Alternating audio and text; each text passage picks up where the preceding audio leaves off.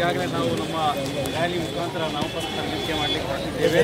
ದಕ್ಷಿಣ ಕನ್ನಡದಲ್ಲಿ ನಮ್ಮ ಮೂಲ ಮಂತ್ರ ಏನಂದರೆ ಶಾಂತಿ, ಸೌಹಾರ್ದತೆ ಮತ್ತು ಇಲ್ಲಿ ಸರ್ವರಿಗೂ ಬೇಕಾಗಿರುವಂಥ ಅಭಿವೃದ್ಧಿ ಬೇಕು. ಇಲ್ಲಿ ಶಾಂತಿ ಸೌಹಾರ್ದ ಮರೀಚಿಕೆಯಾಗಿದೆ.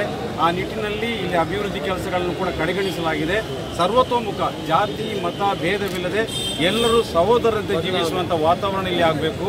ಅದರ ಜೊತೆಗೆ ಮೂಲಭೂತ ಸೌಕರ್ಯಗಳು ಮತ್ತು ಎಲ್ಲ ಯುವಜನತೆಗೆ ಮೀನುಗಾರರ ಸಮಸ್ಯೆ, ರೈತರ ಸಮಸ್ಯೆ, ಬೆಳೆಗಾರರ ಸಮಸ್ಯೆ, ಇಲ್ಲಿ ವರ್ತಕರ ಸಮಸ್ಯೆ, ಪ್ರತಿಯೊಂದು ಸಮಸ್ಯೆಗಳು ಕೂಡ ಇಲ್ಲಿ ಕಾಲ ಬುಡದಲ್ಲಿ ಬಿದ್ದಿದೆ.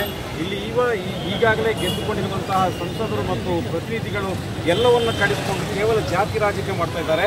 ಅದಕ್ಕೆಲ್ಲ ಒಂದು ಇತಿಶ್ರೀ ಹಾಡಿಕೊಂಡು ಒಂದು ಇಡೀ ದಕ್ಷಿಣ ಕನ್ನಡ ಜಿಲ್ಲೆ ಒಂದು ಸುಶಿಕ್ಷಿತ ಜಿಲ್ಲೆಯನ್ನು, ನಿಜವಾದಂಥ ಒಂದು ಅಭಿವೃದ್ಧಿಶೀಲ ಜಿಲ್ಲೆಯನ್ನಾಗಿ ಮಾಡಬೇಕು.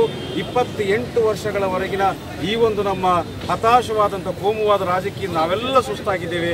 ದಕ್ಷಿಣ ಕನ್ನಡ ಜಿಲ್ಲೆಯಿಂದ ನಮಗೆ ಅಭೂತಪೂರ್ವವಾದ ಬೆಂಬಲ ಸಿಕ್ಕಿದೆ. ಮುಂದೆ ಈ ಒಂದು ಚುನಾವಣೆಯಲ್ಲಿ ಒಂದು ಹೊಸ ಯುಗ ಇಲ್ಲಿ ಪ್ರಾರಂಭವಾಗಲಿದೆ.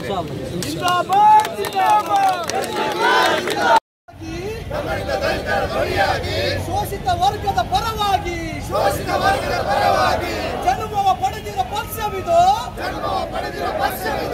SDPI ಜಿಂದಾಬಾದ್.